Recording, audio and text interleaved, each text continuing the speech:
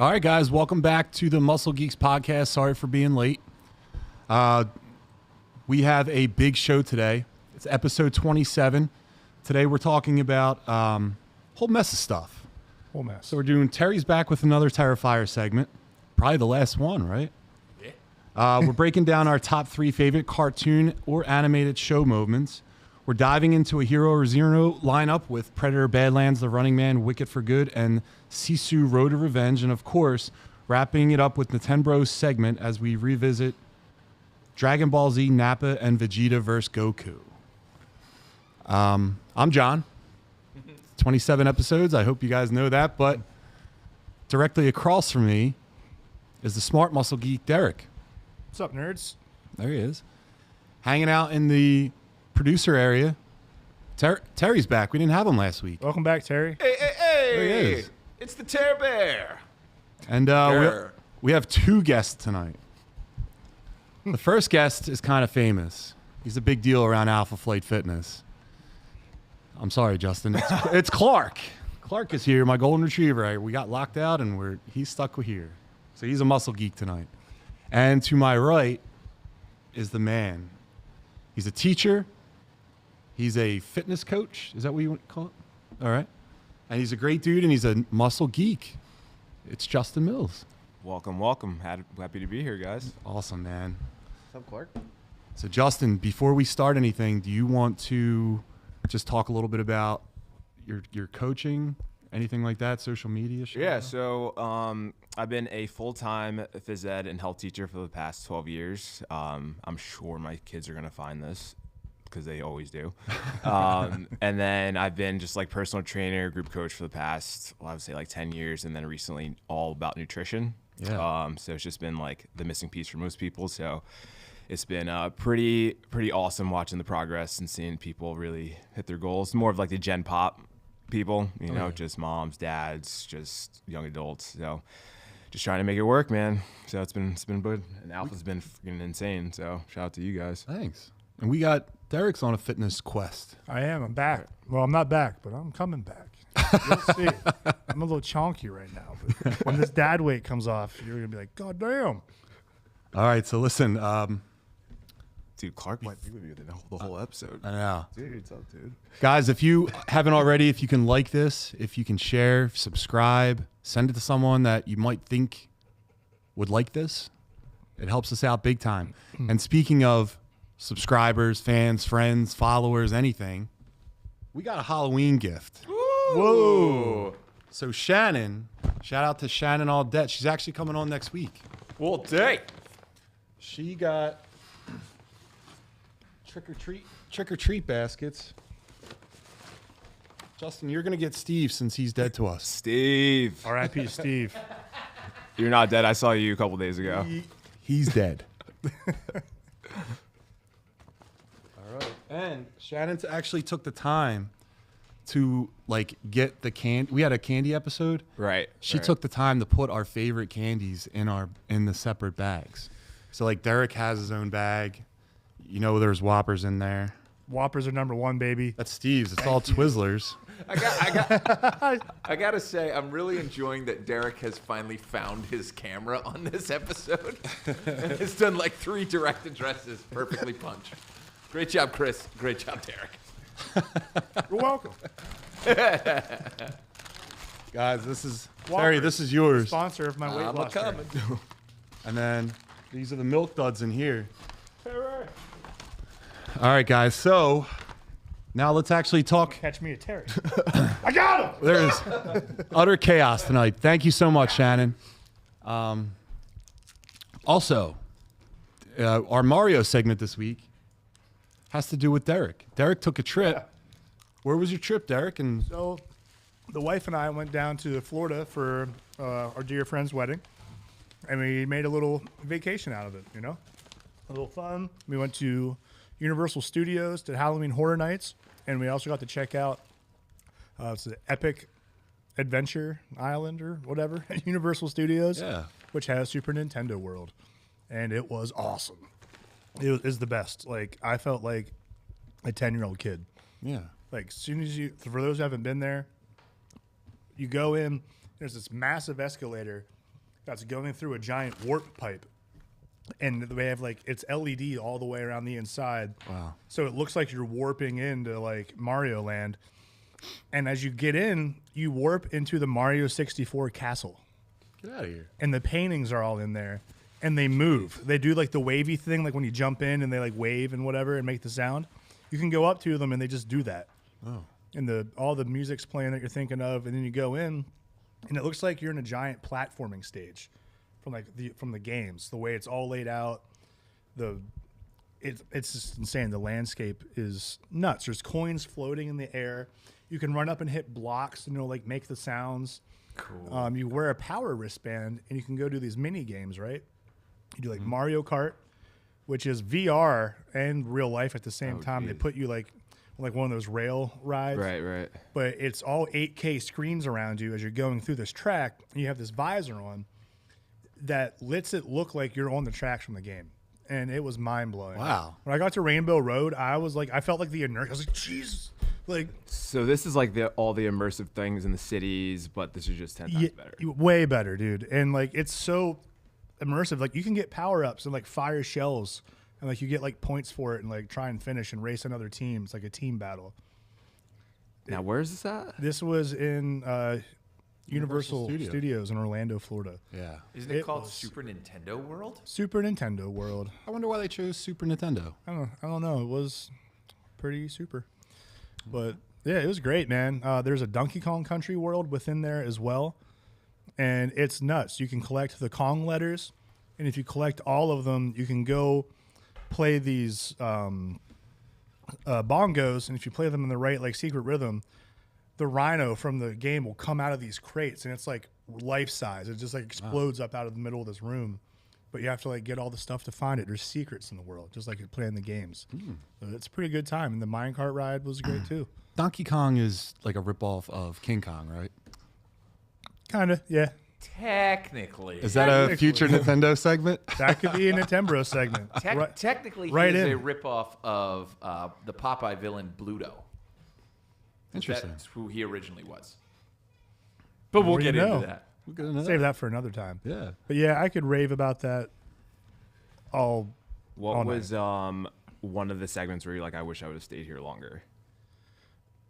If there are any. In like the entire park? Yeah. I mean, the actual like old school, like Universal Studios itself, the original one, was awesome. We went there at night for the Halloween Horror Nights, which was great, but only like a couple of the rides are open because it's night. Then the rest is like it's converted to haunted houses and stuff, and all Right. like, which was awesome in its own right. I got to go to a Terrifier haunted house, Oh. so I got to meet Art the Clown. See the naked lady upside down, split in half. I saw everything, everything. Let me tell you, when it's immersive, Do you have to like sign like a? Do you have to be Dude. 18 or above to get into that guy? yeah, and like Matt you go will in, watch. it's Yeah. immersive, and you have to choose different routes. And like Art the Clown keeps showing up in this house to like mess with you, and it smells like dead bodies and shit and everything you can like from the movies. You think like it's right in your face. So they like put the smell of shit. Yeah, literally. Yeah, there's a wet trail and a dry trail, and they constantly mess with your head the whole way through, telling you which one is which and where to go. And if you choose the wrong one, you might be covered in stinky poo blood. Just Dude, saying. this sounds like a lot of fun. It was pretty crazy. They had Fallout was one. It wasn't really scary, but getting to see like inside a vault and stuff was pretty sick. Yeah. Like the power armor, all that stuff. Yeah, there was a lot. We went through like 13 of the 14, so Yeah, it sounds I could keep wild. going. Speaking of keeping on going, Keep on keeping on. Terry, do you got your Terrifier segment? Sure do. All right, let's hear it, buddy. All right. Brother? What? I said like buddy and What? brother at the same time. Came out brother. What Well- up, brother?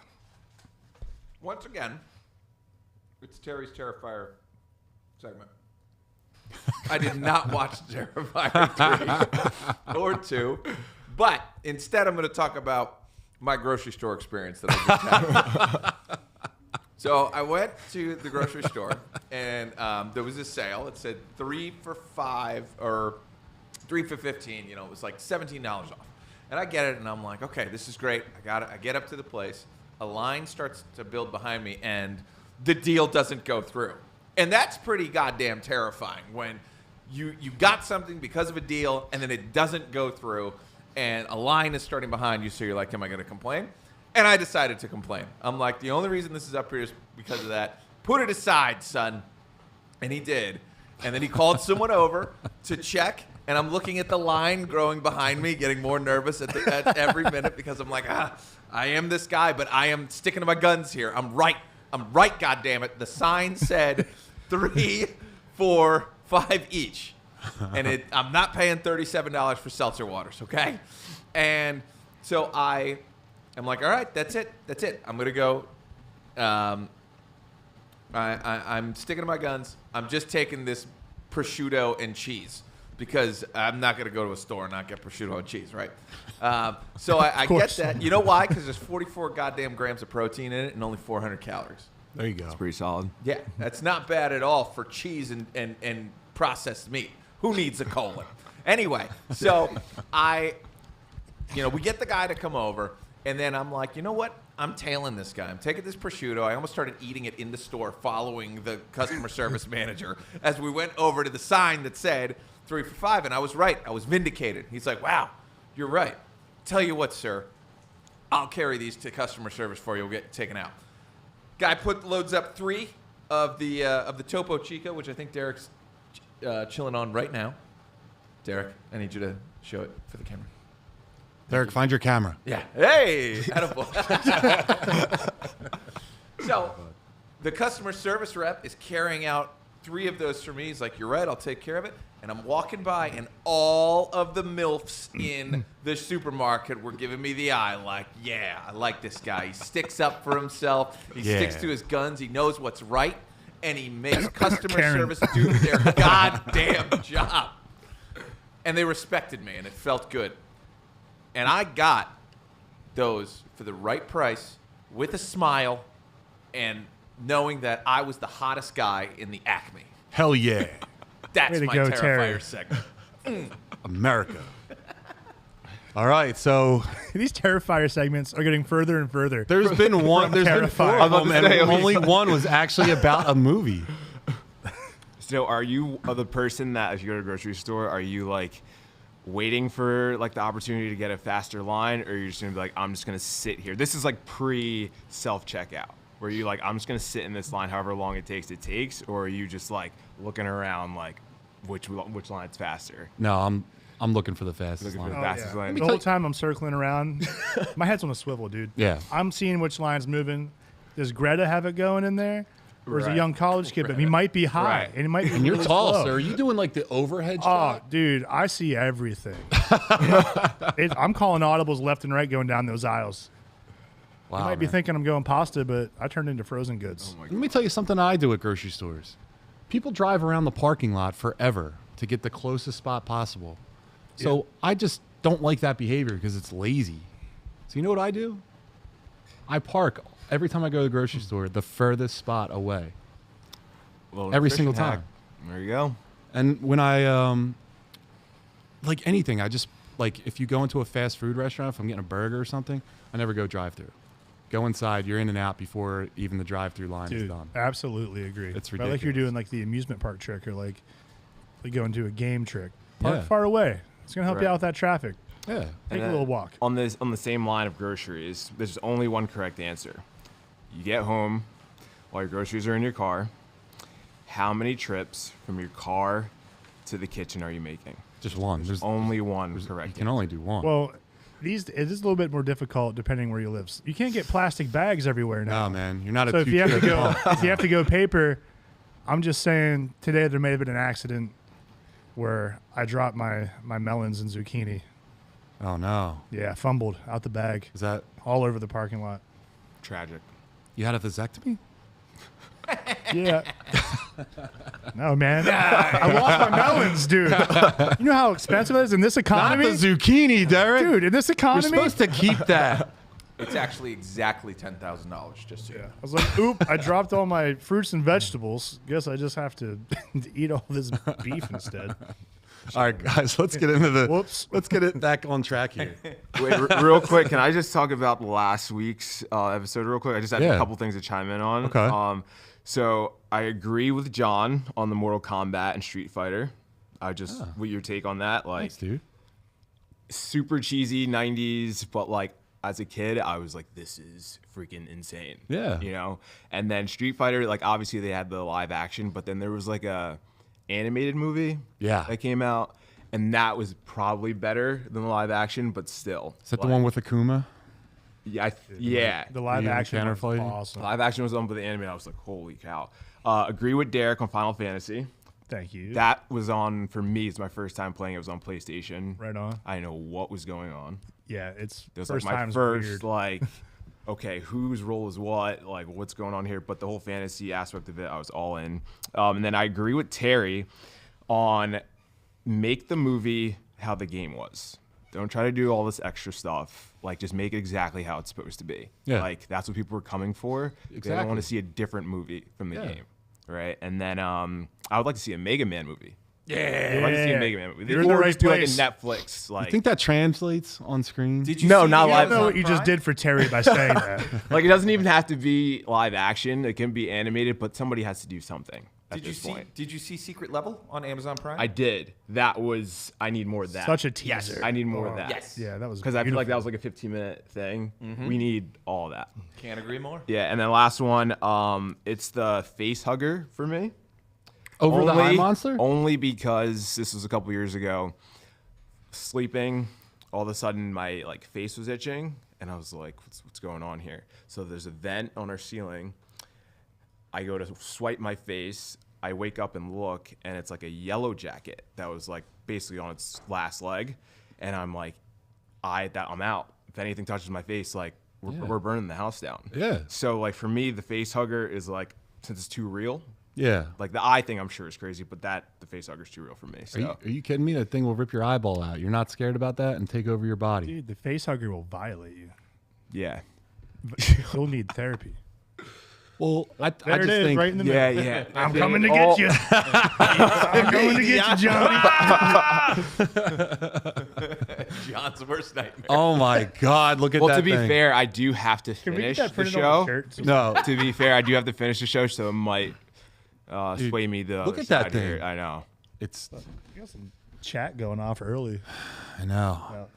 Whoppers is not the most dag candy. All right, I see you, TVI 94. You freaking nerd. All right, Shout out Tom. let's go. Top 3. This is a good topic, and Justin actually came up with the topic. So it's top 3 favorite cartoon or animated show moments. Okay.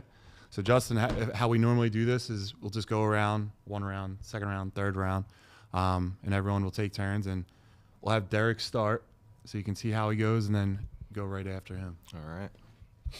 All right, guys, top 3 animated moments. And for anyone in the chat, if you guys want to throw in yours, throw them in now. Any form of animation counts. It doesn't have to be the best animation in terms of quality, perhaps, or choreography. It could also just be an animated moment that resonated with you or was very impactful. Like, floor's open. It can be whatever you want it to be. I'm going to get the obvious one out of the way for myself, since we're only doing top 3. It's super hard. But I'm going with Vegeta's sacrifice. Nice. If you're a Dragon Ball Z fan, you automatically know what I'm talking about. Yeah. If not, let me educate you. This is probably the most watched thing for me, for like a gym motivation thing ever, getting ready for the day, getting ready for the gym. Like, it gives me goosebumps, man. We're talking about a guy that is a total baddie. Like, throughout the show, like, he is a jerk. He is self-absorbed. He doesn't really have too many character breakthrough moments outside of when, like, Frieza kills him on Namek, that he really shows his Incredible vulnerability moment in colors, which with is him and Goku. an amazing moment. Yeah. But here, he's going against Majin Buu, who is just unstoppable. He's one of those OP villains. Like, no matter what you do, he just keeps regenerating and coming back. And he's just a monster, and he's terrifying. And Vegeta finally sees the writing on the wall and realizes he just has to sacrifice himself. Takes all of his life energy and his ki and just turns himself into a bomb to obliterate him. But before he does that, he has a great speech, gives his son some love, And then a chop to the neck. knocks him out, and pleads with Piccolo to get him out of there, And Goku, and ask him too. about the afterlife if he stands a chance because of the sins he's done. It's very deep. And Yeah, he literally took out an entire like spectator from the tournament. yeah, Right. yeah. When he turns Majin evil, like he is full back to like bad Vegeta. So then the contrast when you realize that was all a ploy by him to make himself stronger and try and I don't know, force himself into being ruthless again because he thought that was strength. But then he learns a lesson and comes around and kills himself. And it is and it's awesome. Demonetized. Yeah. But I love it. I love that M. I got it up here on my leg sitting still. Let's see it, pretty boy. I'm wearing sweats. Yeah. Find your camera, Derek. These bad boys. That's good. On the Clark cam. They had a nice Yeah. callback to that in the in Super. Yeah. Vegeta did it again. Yeah, except he didn't survived. delete himself this Yeah. time. He figured out. I think it was like Piccolo that calls it out too. He's like, "Oh, I've seen this before." I would say he's like one of the first characters I would play in a lot of the games. Yeah. Like just strictly Majin Vegeta, just for He's badass. yeah. Vegeta has the most growth in Dragon Ball Z. Best. You know what arc I mean? He goes through a out of- lot. Like Goku is a, hey, I'm Goku. He's Goku all Like, the time. I want to fight. Right. Hey, look at that. And like the suit is sick without the armor. Dude. It's just that's just it. That was my desktop background Yeah. forever. It's the gloves too. You know, Right. back when you're on You know the you're a family badass if computer you're wearing a and you had your spandex own, suit and gloves. You remember that? Your own profile on the family computer on the desktop. Right. Yeah. Click mine, it'd usually be like, this was my background. If you open mine up, or like Absolutely. a Final Fantasy thing. Mine was just like Super Saiyan 15. Oh, yeah. Hair just covering the entire screen. All right. All right, Justin, what do you got? All right, I'm gonna shift gears, even though I can easily go with Dragon Ball Z for now, which I'll come back to. But this one has to do with Secret Wars from the Spider-Man the animated series. So like this was like mid '90s, growing up, just watching all the cartoons, Spider-Man, Batman, Superman, all the things. But when this like episode came out, I'm like, wait, they're doing Iron Man? Like, who really even is Iron Man? Then they're doing Captain America. I'm like, this is just supposed to be Spider-Man. I'm like, what's going on here? So like, I wouldn't say the best of the best, but the fact that they did this crossover was like insane for me. And plus, this is when X-Men was on, Right. so you're getting Storm in there. Right. And then like along like the same they I want to kind of like lump them together. It was like the multiverse where Spider-Man had like the different Spider-Men from and then all came in and I'm like, wait, there's more of these guys? I'm like, what's going on here? Yeah. So just that whole like season of Spider-Man the animated series, but this was like key for me. I'm like, wait a minute, Battle World, like what is all this stuff? So that was huge for me. It's a good gateway episode for more superhero nerdom, you know? Like, Right. like, there's more of this cool shit. Right. Like, This is my first introduction to the Beyonder. I Same. didn't know anything about him until this show. Yeah, and then Madame Web, and like I think they didn't do her justice recently in that movie. Oh God, I think Steve no. loved it. Steve's favorite movie. Like, what was his thoughts on the movie? Now I give him a tough time because Steve doesn't know about the comics. He just- Right. And he had the baby, so he would be up like late night. Right. And he said I was just late night putting something on TV. Figured I like knock off. And when he was watching, he's like, you know, it's not that bad. Yeah, yeah. So- this, I was like, wait a minute. I'm like, multiple Spider-Man? I'm like, what's going on here? Like the guy in the back, I forgot. It wasn't Peter Parker. Ben The guy- Reilly. Yes, Dude, absolutely. even like the Doc Ock Spider-Man. I mean, Yeah. that's not what he looked like Right. in the comic, but it's Superior Spider-Man, like looking in the future. Right. So yeah, so just being a kid, just watching that, and just like on Fox Kids, it was just like eye-opening for me. So, yeah, that takes I would say that was like number 3 for me. That's awesome. Great pick. Yeah, Terry, what do you got? Yo. Okay, so I didn't. I chose to not go anime. Boo. Well, you're also gonna get all the anime. Like Yeah. obviously Vegeta's one. Yes, I am. I'm not sorry. So I went with animated material, and I think the best animated movie, the best DC animated movie, is Under the Red Hood, which is the story of the resurrection of Jason Todd and how Batman has to deal with it. And he's in the Red Hood. He's a killer. He's showing up, and he is causing trouble. And he's doing things that are downright shocking, where Batman's like, it's fucking impossible that Jason's back. But it's him. He cuts the rope. But the specific moment, the specific animated moment is at the end, where the most adult conversation Batman's ever had about killing happens. And Jason has kidnapped the Joker, who killed him, and is about to kill him, and has a gun to his head, and is basically saying, Bruce, you're going to have to and he throws Batman a gun and says, you're going to have to choose. You're going to either have to kill me, or I'm going to kill him. Either way, you are going to kill. And if, one way or another, death is going to be on his hands. And he says, basically, it's not about the fact that you let me die. I forgive you for letting me die. But how could you let him live? How could you not kill him for him taking me away from you? And he answers, and he's basically like, it's that would be the easy way out. It's that I haven't thought, you don't think I've thought about killing him every single day. I've thought about it every day, but if I do that, I become just like him. Mm-hmm. And that's the easy way out, and I can't do it. And then the greatest thing ever, where Todd pulls the trigger. He goes to pull the trigger, and Batman hits him with a batarang and blocks the bullet, and somehow is able to prevent it from all happening, but it essentially will all doom them all. And Joker says, and now the three of us get to die together. Isn't it wonderful? Yeah. It's an amazing moment in a wildly underrated movie. It is one of the best DC moments, full stop, period, ever put to film. And it's in an animated direct-to-DVD movie. Good pick. Yeah, that's a great pick. DC animated movies are just so much better than anything Marvel did animated. Oh, yeah, their animation studio kicks ace. All right, so I'll just say my moment is also, it's a DC thing. Listen, I didn't really like the Superman from Superman the Animated Series. Same. I didn't like the Superman in the Justice League Animated Series, but like I watched the shit out of all of them. Of course. The coolest thing I saw was when at like the very end of Justice League Unlimited, Darkseid he merges with Brainiac, I think, and he's just taking everyone out. And Superman finally is like last one fighting him and Batman.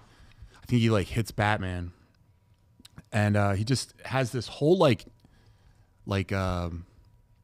narration with Darkseid about like, I live in a world filled with paper.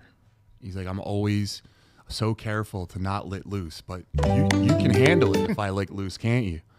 And then they're talking, and he just tees off on Darkseid and like hits him across the city. And then almost like a Dragon Ball Z fight, he that fight's awesome. Speeds up ahead of him and then smashes him down like Vegeta would. So that was like the coolest part of that, like one of the coolest parts of that show for me. Just seeing him finally give Superman the respect he deserves. So that's my number one segment. Number one pick. Ooh. Good pick. Let's jump into the chat real quick. Yeah. I think there's a good question. Yes, Tom, I know it's you nerd. Do video game cutscenes counts? No. That's a no, but a great question, and I would love to do that as a segment sometime. Yeah. I'll just sit here and name every Final Fantasy game till my teeth fall out of my face. Arkham Asylum. Just all of them. Yeah. Great. Yeah. All right, let's see. Flashback section of Batman Beyond Return of the Joker. Yep. It's pretty cool. That whole movie's perfect. Yeah, whole movie's great. That's definitely my number two. That's Tim Drake, right? Yes. But old Tim Drake. Yeah. Lion King Circle of Life. Yeah. That's a great animated moment. We all know it. It was on my list. That's true. Who doesn't know? That's true. Holding up baby Simba. Absolutely. Everyone. I did that Instagram post with Clark on the steps of the art museum. Clark? Yeah, Under the Red Hood is probably my most anticipated live action movie. Yeah. That's probably number one for me when it comes out. I'm excited to see, like, I want to see some like older Dick Grayson Nightwing. I want to see the Red Hood. I want to see those characters. We're always getting Robin, and then it just like stops. Right. That's the line. Right. I want to see some more growth. Same. We Derek, got Brave and the Bold coming. yeah, we do. And I think Nightwing and Red Hood are doing a animated movie. So, Could be fun. Derek, what do you got? All right, moving along. Again, it's hard to narrow this crap down.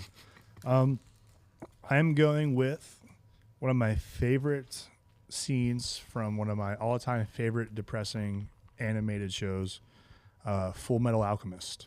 Okay, that's you the got- saddest show. It's so That show is so it's sad. so sad. And it's so sad, and it hurts so good. Yeah. I'm going with Colonel Mustang versus Envy.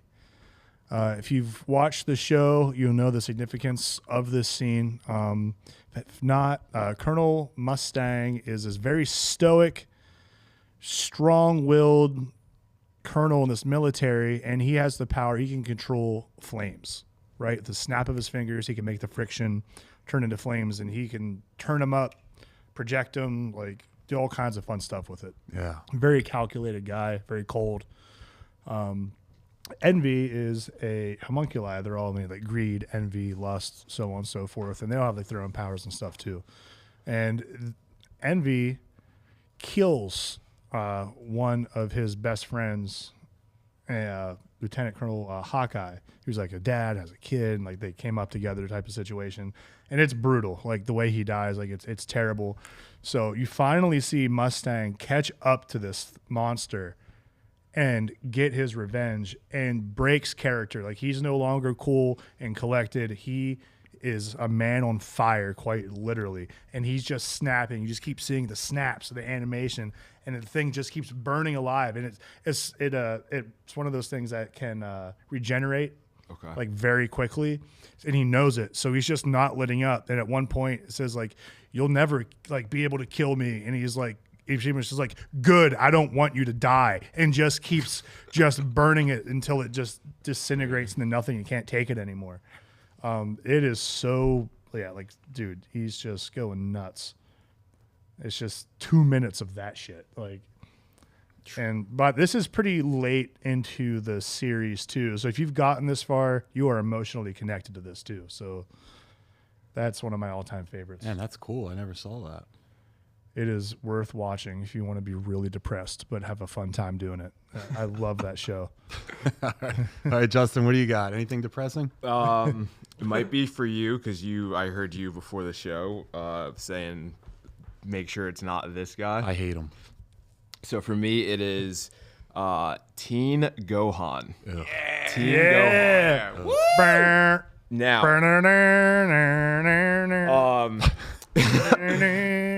All the potential So- in the world. Wasted so potential. obviously, like later on, But not yet. Yeah, later on we talk about in the Saiyan saga, like him growing up, him being. We all have kid a and all weird that stuff, adolescent right? phase, right? So like, this dude, Piccolo knew the potential. Goku knew the potential coming out of the time chamber. Like all these things, right? But it was like, how are we gonna get this guy to really go to that next step? So it wasn't enough for his dad to just like explode him and Cell. Didn't take any of that. It really took an AI robot to get his head smashed in after basically giving him this nice speech. Then you just see like the red line just cut across the screen, and dude just loses his mind. So I'm a kid, like literally after school, it's like homework, play for like 20 minutes, rush through your homework, or watch this, and I'm just glued at the TV like, what just happened? So he's just one-offing everybody. Like he's taking his time with Cell, and like the final scene of the father-son Kamehameha is like all time. Like obviously the Goku Vegeta first Kamehameha Gallic gun back and forth, but this is like This is it. This is everything. This is it. And then speaking of Vegeta, I would say one of his other moments are coming through, letting off a blast to Cell, because that was like the one that he needed. Cell would have beat Distract- Gohan. he was Cell the would have only just one- kept going. He was the only one that could do damage to Cell still at that point, and he just cracks him with one. Yeah. And it's still beyond me how, like, okay, Goku, all of a sudden you're dead, but like, let's come back somehow real quick and just do that, but Well, he did it in BoJack too. It's which is probably on the same par because him and BoJack was out of control. Yeah. Out of control. And we needed more of that. Like I wish they would do like a one-off little like movie for Teen Gohan because bring it's him really back. like. But for me, like broken arm, and obviously they nerfed him in the future until like recently. Shout out Gohan. His gut punches are so epic. But like, Human Saiyan hybrids are the most disappointing species in all of Dragon Ball. yeah, Dude, walking like through a walking, wall. and this scene probably took 4 episodes. Like they just took forever milking everything. But like, as a kid, this is all time.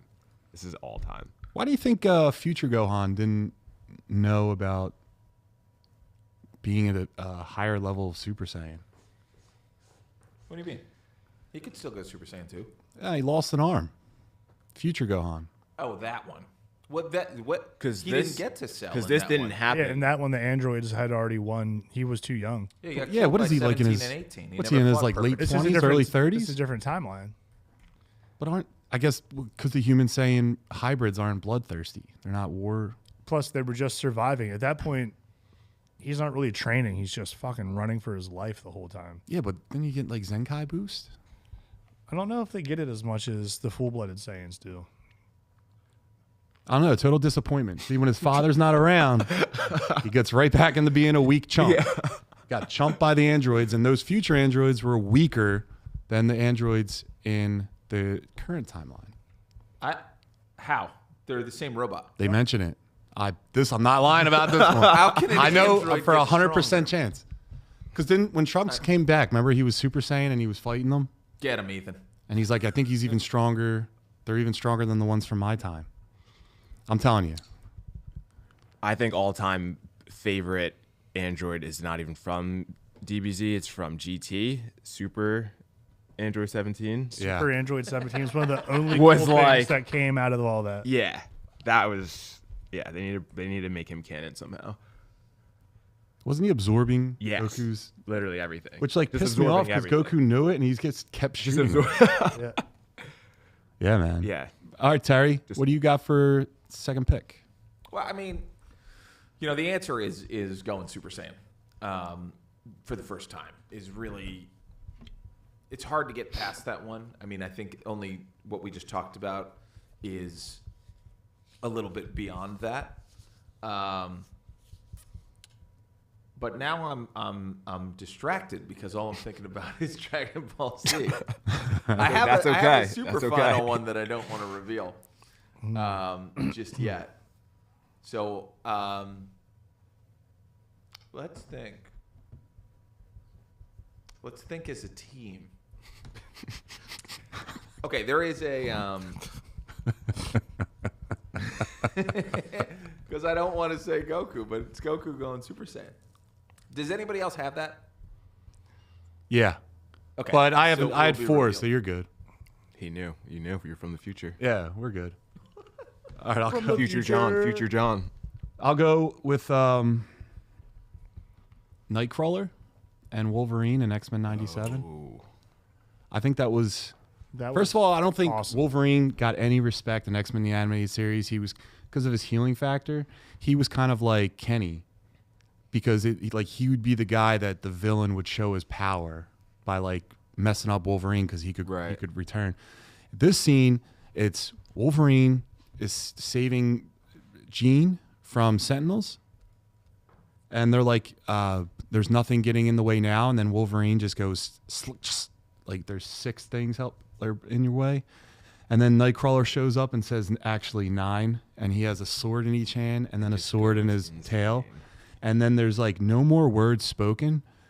They just bring in a violin, and like it's just a violin scene of violence. you know? Violence of violence? Yeah. And they're just teeing off on everyone. And these guys are like, Is that Penny Paz? like growing back together or putting themselves back together. And these guys are like, finally, hey, we got to get him away from Jean. So he actually, Nightcrawler, you get to see inside of Nightcrawler's teleporting. And like, I don't think we've ever seen that before, which was pretty cool. You just see Wolverine like getting like pushed away. Yeah, I just thought that was one of the coolest scenes I saw in a long time, and that's my number 2. Yeah, they did that show justice. Dude, the amount of I don't have any 97 in my lineup, but I looked at a couple different ones for today. Does anyone else have any 97 in theirs? It's got to be Cyclops. The neck, dude, this when he night- broke right- his neck. No, when he like the laser beam to come down. Well, yeah, superhero. And then when one. he's skating backwards with his psionic beams, like Yeah. taking those guys out in the warehouse. Dude, Gambit. Gambit also. Gambit every sacrifice. episode, Gambit sacrifice. Every Dude, episode. every episode was beautiful. Magneto, when he Magneto. takes them up to the top. Exactly right. Ugh. That Don't show make was me let you down. That show was like the best show Yeah. past 2-3 years, man. Do you guys remember X-Men Evolution? Yeah. So there was a scene out of that. It So was like 2000s. Cyclops and Havoc when like they upgraded their powers. Like Magneto upgraded all their powers, basically made them all mature. They like aged and everything, like white hair, like roided up. Like coming down, they're leaving the ship, Havoc and Cyclops together, using their powers to basically do what Cyclops did in X-Men '97. But both of them together, it was, and that was like one of the only highlights for me out of that whole. Justice for Cyclops. Yeah. Yeah, I missed this show. Like I missed it. Yeah. It wasn't on my Right. radar. Yeah, I didn't find it. It was till like later. it was just something. It was just something Yeah. to have on to fill the void. All right. Yeah. All right, I'll come back around on I have a number 2, and it's this is controversial. So, but legitimately, I'm issuing a challenge to our audience. I want you to go on YouTube, and I want you to YouTube Rugrats, Chucky's mom. Try to make it through this without bawling your eyes out. I don't think I've ever experienced such an emotional reaction watching something animated before other than this. Watch this scene. It is insane, and it's the most powerful thing you'll ever see, and it will make you cry your eyes out for days. Like I cannot even think about it. But yes, the Nicktoon Rugrats has arguably the most emotional thing I've ever seen. Go try it out. Like it's hard to even think about. Go try it and report back. You're gonna cry. It's so sad. It's so good. I don't want to watch it now. I don't want to yeah. cry. You got it. You got to do it for the fans. You're gonna cry and you're gonna like. I'm gonna cry. All right, who's next? Is it Where we at? we're Justin? You went right? Or no? I you brought that did up? 2 already. So All right, so Derek, you're up because I went. Number 3 already? Yeah. I can't. I don't want to do 3. I want to do 10, maybe 20. There's always another night. Man, I'm kicking a lot around in my head right now. We could just start doing top 3 Thursdays and do another show. Top 3 Thursdays deal. Yeah. Cinnamon buns, man. I don't know. All right. I'm going to go, and then I'll have an honorable mention anyway, so fuck it. I'm going to go with Rock Lee versus Gaara Nice. from Naruto. I didn't want to go with more shonen stuff, but I don't care. If you've never seen it, it is really cool. It's really slick animation. I like the story behind it. It's just epic. Have you guys seen this? it's the most misdirection type of show. Like I waited, my students were like, yo, you have to watch Naruto, just watch it. And Yeah. for years I put it off. Yeah. Until like I ended up I was like, oh, this is like pretty mature than like what I expected it to be. Yeah, And the man. amount of misdirections in it, this is like all time. Yeah, the fight scene between these two, they're in a tournament, 1v1 style, and basically these guys are different ninjas, right, from different clans, and everyone kind of has their own power, their own prowess, right, things they're good at. Everyone has ninjutsu, genjutsu, or taijutsu. Ninjutsu is like ninja art where they can do like flames or wind or elements or any. It gets really creative. It's pretty cool. There's Gen, which is like they use their eyes to do like tricks on people. Basically, they can do like turn invisible, teleport, do all this crazy stuff, take over your mind. Like it's really cool. Some Jean Grey It's a crap, wild show. you know, It's a like, wild show. almost like the Force kind of. And then there's taijutsu, which is just fighting, like throwing hands. Rock Lee is this little bullcut nerd that has nothing. He doesn't have powers. He doesn't have crap. But what he does have is the power of youth. And he just fights with everything he has. He is a great anime protagonist in the sense that he just trains. Like, okay, I won't be good at ninjutsu. I would be good at taijutsu. I can't do 50 push-ups today, so I'll do 100 push-ups tomorrow, and just keeps pushing his body to this threshold. And everyone writes him off because the guy he's going against is a sand ninja and he can control sand and has basically never been touched. Rock Lee is going at him, and he can't really penetrate his sand, but he's giving him a hard time. Like, he's getting up on him, like giving him the business. And then out of nowhere, his sensei is like, go ahead, basically, like, have fun. And he does the classic, takes the weights off his wrists and legs. And when they drop, it's just like an explosion. Everyone's like, how much is that?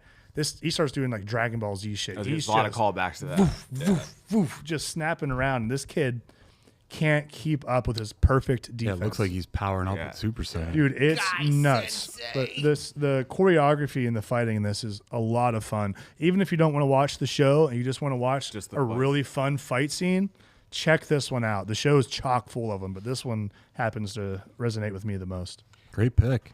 Yeah, definitely on people. You should be on people's radar to watch the show. Yeah, I almost did Madara versus everybody. Itachi versus literally whoever.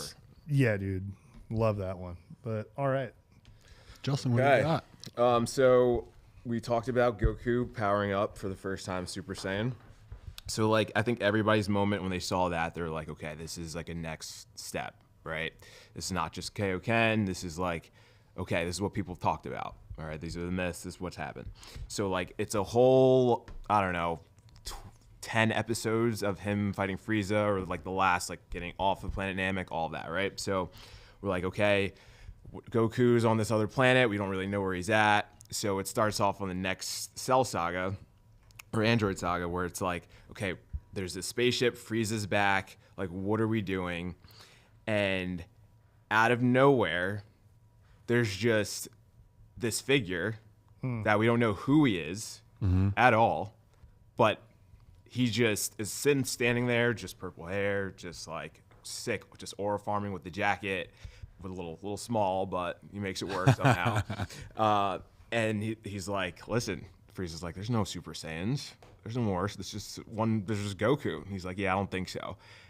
Doesn't take very long to power up either. Just like gets to it. Plays no games. Plays no games. Yeah. Plays no games. He's not the rest of the Saiyans. You're dying. I'm not playing with you. And it's like, just seeing that, I'm like, okay, we spent all these episodes to get to Goku turning, and then this dude just spawns out of nowhere and is just like, oh, I have this sword too.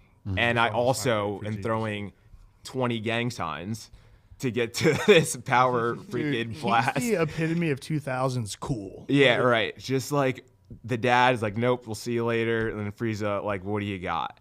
And just, I don't know, man. And Frieza, everybody's like, oh my God, he's back. Like, this is going to be a whole nother situation. Then nope, just a couple seconds and you're toast. And like I love the animation for this too.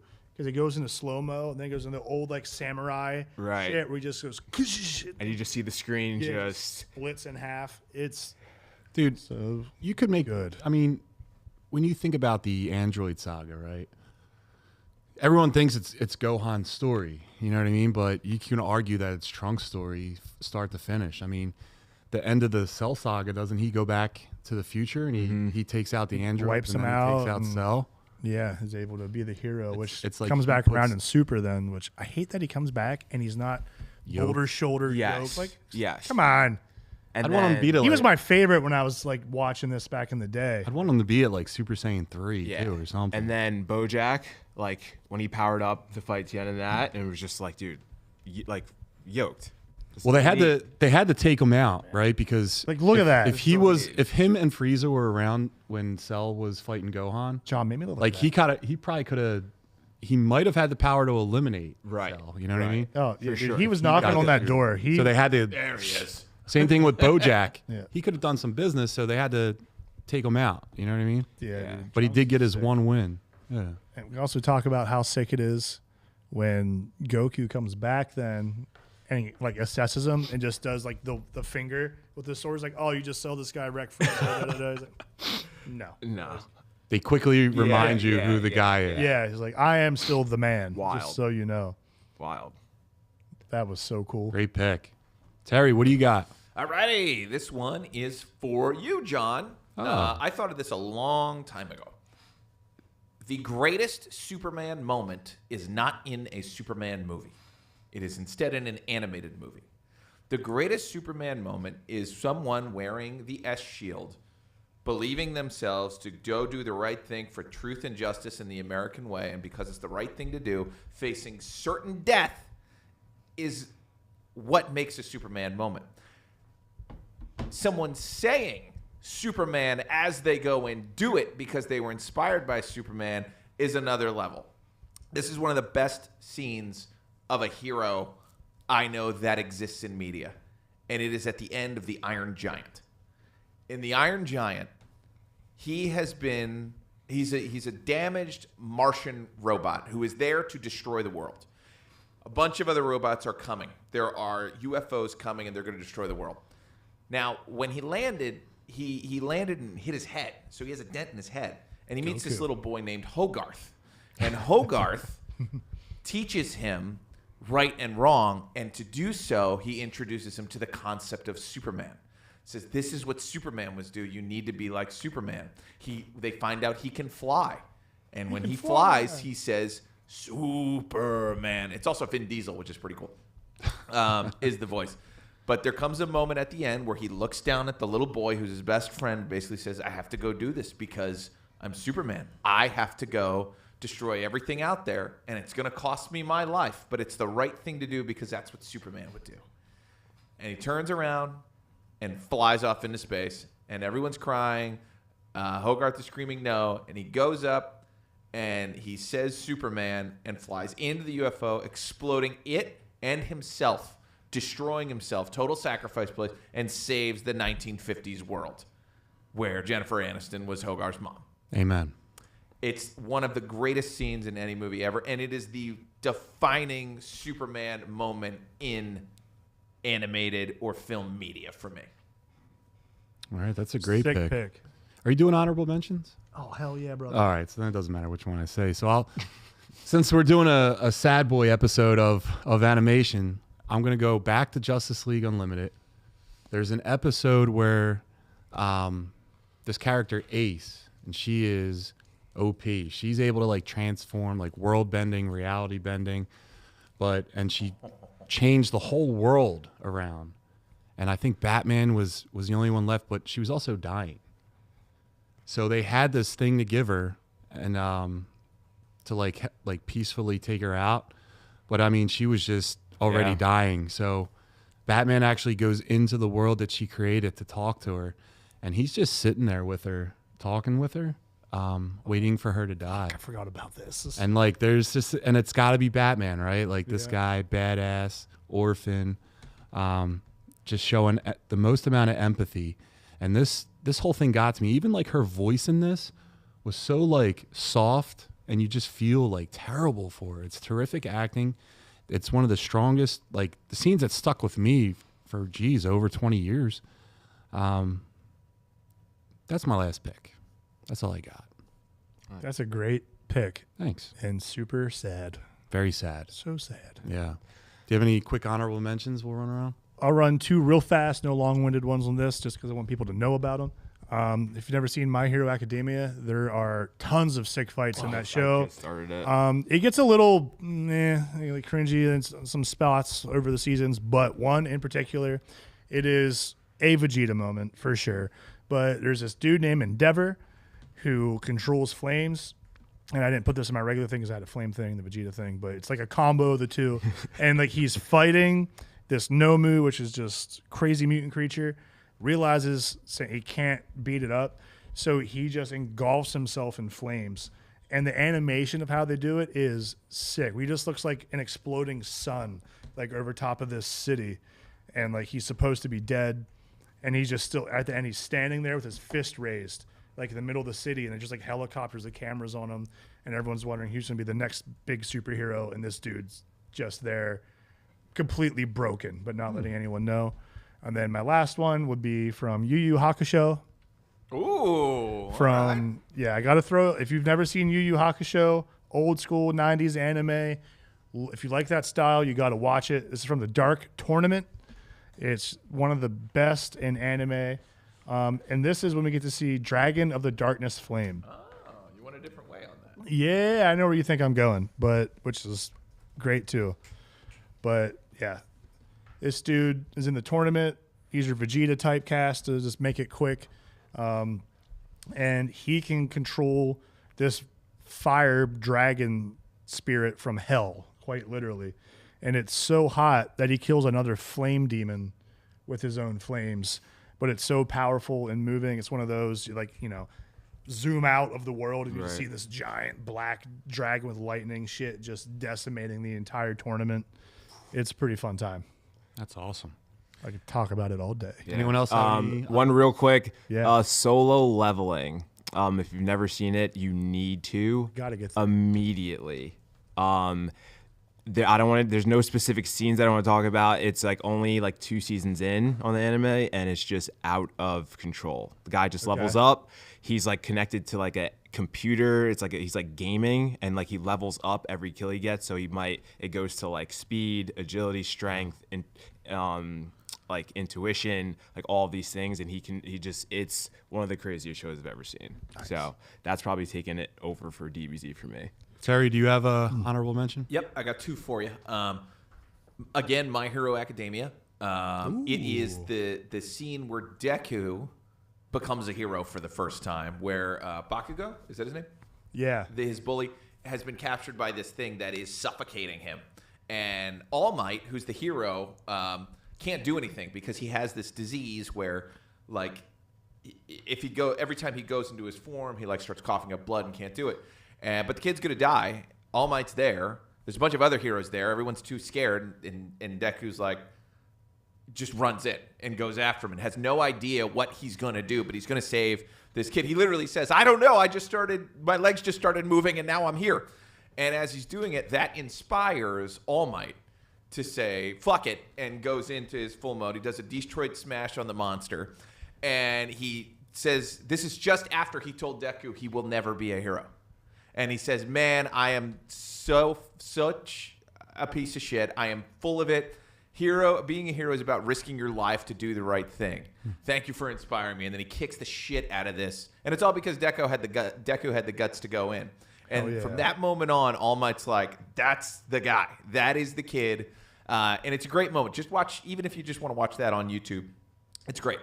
From the other side of the universe, if you liked Batman the Animated Series, there was a spoof show also by Bruce Timm that came out around the same time called Freakazoid. If you can find this show, watch the whole damn show. It still has some of the funniest jokes I've ever seen in my life. And it's everything we're talking about, all the super serious stuff, total opposite of that, and it's hilarious. Watch it if you can. Good pick. Thank you. Freakazoid. My real quick honorable mention. One of my favorite Superman comic books. They did an animated movie on it. It was pretty close to it. Superman versus the Elite. The comic is what's so good about truth, justice, and the American way. Just at the end, I have actually tattooed on my arm. Superman leaves a note for Lois, says always believe, and then he goes and fights these guys. And it's a superhero team that basically Superman catches a guy, puts him in prison, he breaks out, kills 1 million people, repeat. These guys are like, bang, you're dead. Yeah. You're never coming back. So it's a whole thing about is Superman's like morals and code. Is it worth it? And in here, he makes everyone think that he was just offing all of these guys. But when in fact, like, it was all staged and the Superman robots were like pulling them out. It was just really cool because in the speech, he was just basically telling the guy, like, I can do the exact same thing you guys are doing and I can do it better, but I choose not to. Right. And it's just a testament to the real character of like who and what Superman is and about. It's not about his strength. It's about what he does with it. So I was a real big fan of this, but, Heat ray lobotomy. Yeah. Dude, he goes in the guy's eye. Yeah, that was sick. Like, what a made up power. Yeah. Oh. Derek, do you want to, do the hero more? I want to, okay, and then we'll do more. No. We'll go into the chat. So while you're keying it up, Louis Gray's in the chat. Also, 7 Deadly Sins, Who Decided speech. Look, just when I thought about retrying MHA. What's MHA? My Hero Academia. Okay. Yeah, 2 seasons in myself. What's up, Louie? Yeah, Milk Toast is in the chat. What's up, Milky Boy? Old school, the Lion King. Sorry. Mark Riker, what's up, Mark? He says, been waiting for this one. DBZ Milk Toast coming up. Optimus Prime has Dark Knight Returns vignette. I saw that in the New Adventures of Batman. They did a Dark Knight episode, Dark Knight Rises or Returns. They did? I don't remember that at all. They did in the tank, and he's fighting in the mud pit. They did like a very one episode, 20-minute thing, and it was awesome. Beauty and the Beast. Shannon saying, "Oh my God, saddest thing." Muscle Mates Trunks was always my favorite. Yeah, I'm sure he's a lot of people's favorites. All right. Louis, you didn't miss DBZ. That's going to be at the end. Baby Dolls emotional breakdown. I don't remember that. Oh, dude. Another honorable mention, and I should have said it last week when we were talking about horror and stuff, but one of the scariest moments is in Batman the Animated Series when Clayface is turning into all the other creatures. He can't control his powers anymore, and is really having this breakdown. It's a great performance by Ron Perlman, but fuck, Batman the Animated Series is good. But the Clayface episode, watch it. So good. All right, Derek, what do you got? All right. Let's move into Hero or Zero time. For those who haven't played along before, what we do is we go over upcoming movies for the month and we rate them whether they're a hero or a zero. It always gets a little skewed whether we mean are they a box office hero or just a good movie hero or zero. It could be whatever you want it to be. It's whatever you want. We'll go over both. Yeah. So let us know what you think. We're going to start it off with Predator Badlands. Comes out August 8th. Oh, Chat GPT. Sorry about that. Wrong. Wrong. November wrong, 8th. Wrong. November 8th. Technology. Terrible. All right. Set decades after Prey, this entry follows a small desert community battling for survival when a predator ship crashes near their town, unleashing a brutal hunt across the wasteland.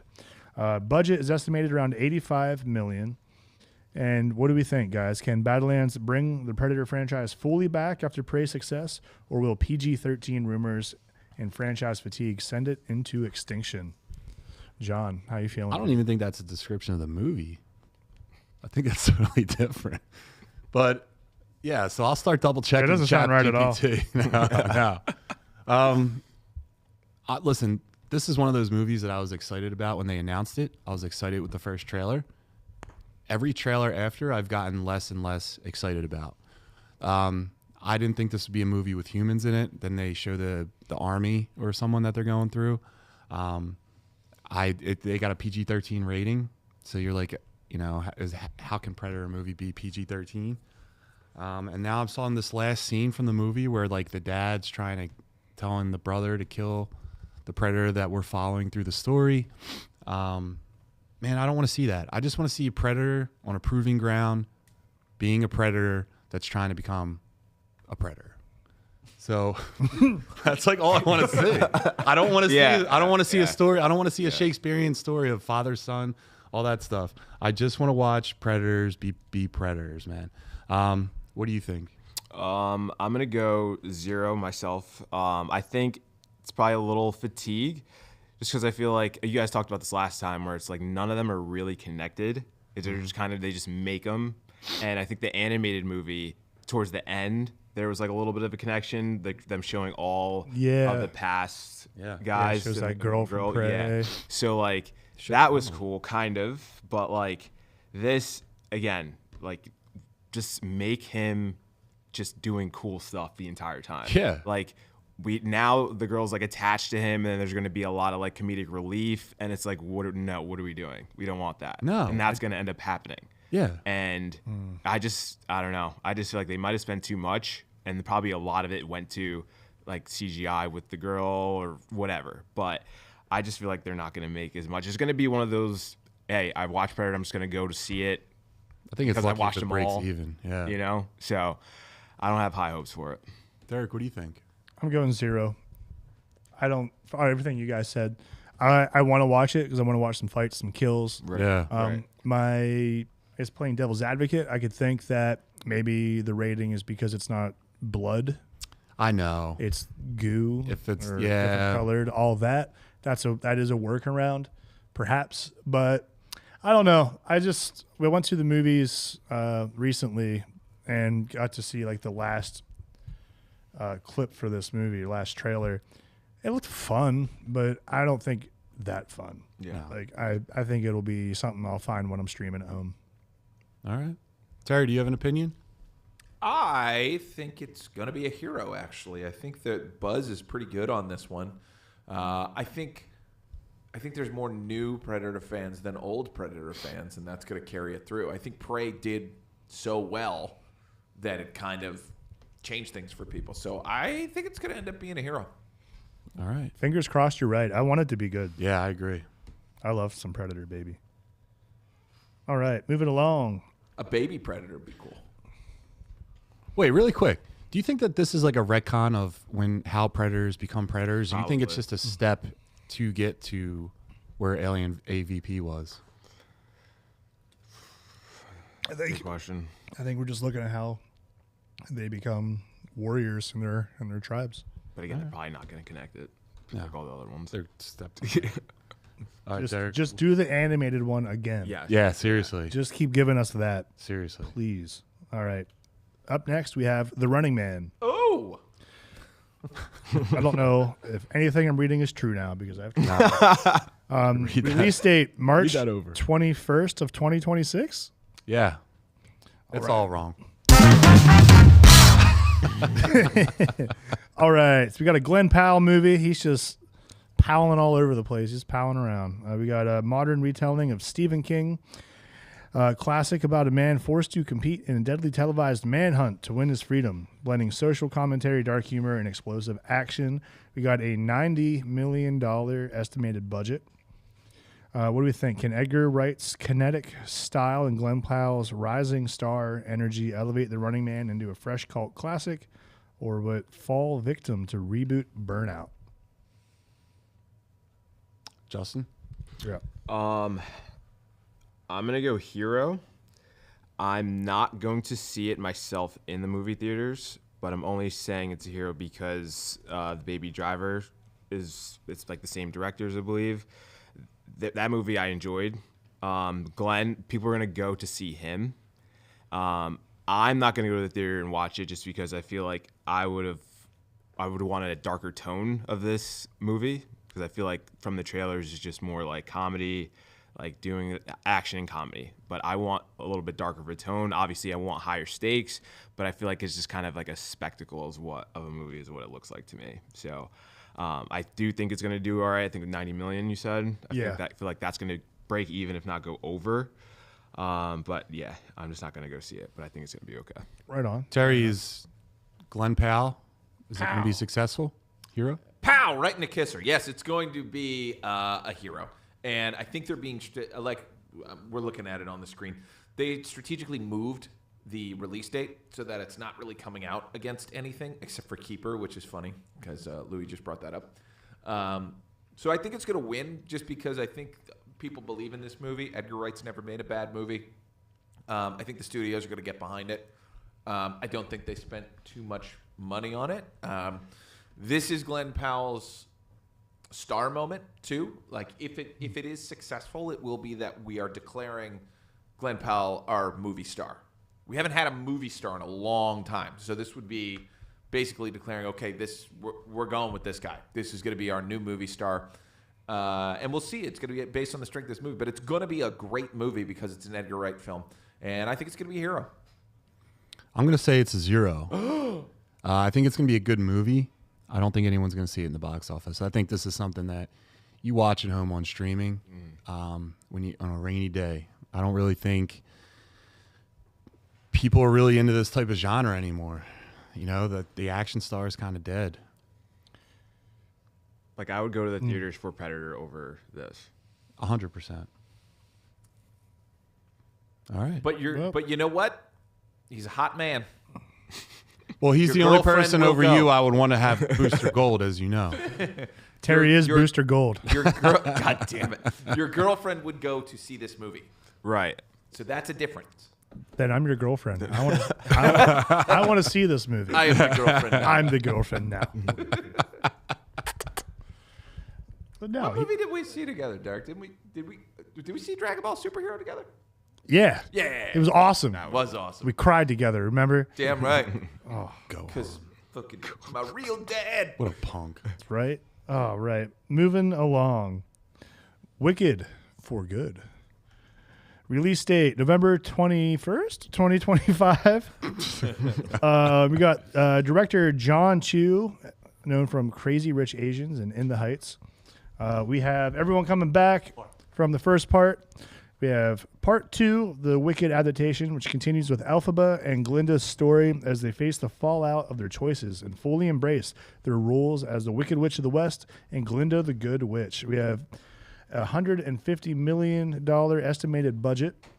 What do we think, guys? We think part 2 is going to be a hero or zero. I would say same as last one. I'll go hero, but I'm not going to the theaters to watch it. Right on. Every movie is not for everybody. This one's just not for me. Fair. But people that are all in on musicals, they're going to love this. For They're sure. gonna love this. But for me, it's just, I don't know. That's just not my cup of tea. But it's not to say it's somebody else. It's not somebody else's. So I believe they're going to, because this is like the final movie, I think. Yeah. So I think people are just gonna go for that, because Right on. usually that last movie sometimes is better. But Dude, this movie is an take. absolute hero. This is probably the last film of the year that has a chance to hit that $1 billion mark. People love Wicked. And Right. girls are going to see it multiple times. They're going to drag their boyfriends to go For see sure. it. Right. They're going to see it with their moms, their sisters, their cousins, everyone. This is a Swiftie crowd movement right here. And when we're talking about One the and the budget, the budget's 150. yeah, that's crazy. Like, this thing is going to crush. That's crazy. Yeah. Absolutely crush. no brainer. We had Yeah. part 1 crushed. Oh, dude, it was great. Like you said, people that love like the theater, musicals, all that. Yeah, that's They're fine. going. They're going. And dude, just jump on social media when one of these types of things comes out. Yeah. Every chick you fucking know Right. is talking about how they're one of the two characters and Yeah. reposting everything. But Which, it's great music. Who are you? I'm the flying monkey. Yeah. So this just goes one right of them. into Just one of them. Not a this main goes one. right just, into Wizard of Oz. We are Legion. This goes right into I think so. yeah. Yeah. It's Well, it's they the showed prequel. Dorothy. Yeah, this is the prequel. It's a cool behind the scenes. I've seen the play. My wife and I went to see it, and it was really good. I think it's really cool. Not my total cup of tea. Like I wouldn't go to the theater, but if my wife's like, I want to go see it, I'm also not going to complain. Yeah. Like it's cool. I get it. I'd rather see Predator, you know. Yeah. But Predator it's the cool. musical. Predator. Predator the musical would be We great. just did something. Oh no. Do you think the Wicked Witch beats Carrie? No. No? Why? Why are we all in on fucking Carrie? She's a dumb fucking Telepath. girl. Terry, you should have been here last week. I know. She should have been out in the first round. I agree. It's a little girl. Yeah. Yeah, a little girl with a big old brain. No, Yeah. she got Psychic brain manipulated. powers. Yeah, she's got a big old brain, and she got tricked by the jock trying to bring her. She's all that. She's a dumb bitch. Dude. She's all that would have sniffed this out. I don't remember her name, so I'm calling her She's all that. Yeah. All But she that. was also Josie from Josie and the Pussycat. Sorry, I just The hell's pictured her Carrie taking off her glasses. I didn't know you Rachel were something? so pretty. Oh man. All right, moving along before Terry has an aneurysm back there. Rachel Lee Cook. Yeah. If Hero. she was in Wicked, I would go. Yeah, she's a hero. But she's not. So moving on. Sisu, Road to Revenge. Coming out November 21st, 2025, allegedly. After his family is brutally murdered during World War II, the legendary one-man soldier dismantles his house, loads it onto a truck, and sets out to rebuild it in their honor, only to be hunted across the land by the Red Army commander who killed them. Budget is only $12.2 million. Good. Can this ultra-violent, small-budget action sequel build on the cult success of the original and break out globally? Or will this niche tone limit its appeal and make it more of a zero in the mainstream? I'll start off because I'll be the quickest. I didn't see the first one. I've heard great things, and I'm really excited for it. I feel like it's a very small budget, and if the crowd is legit from that first one, the people that liked it, I think it's got to be a hero, at least in a monetary sense. Yeah, I'm gonna go hero as well. I feel like it's not gonna get that big globally just because of how niche it is. Yeah. But I saw the first one like a year ago because I was meaning to see it, and I'm like, I expected like John Wick-esque stuff, and I got it, but it didn't fulfill everything that I wanted, but it was still like okay.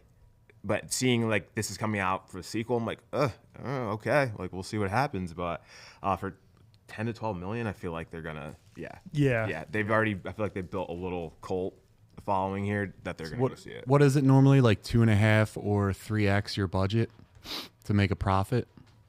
So you're thinking what he makes like my math is terrible. 36 mil. 30. You think that's be possible? close. That's gonna be. I think It'll that's be gonna be close. really, really close. Maybe under, honestly. I'm gonna agree with Milquetoast. I'm gonna say it's close, but I'm gonna say hero, just because, like you guys said, the first one was pretty decent.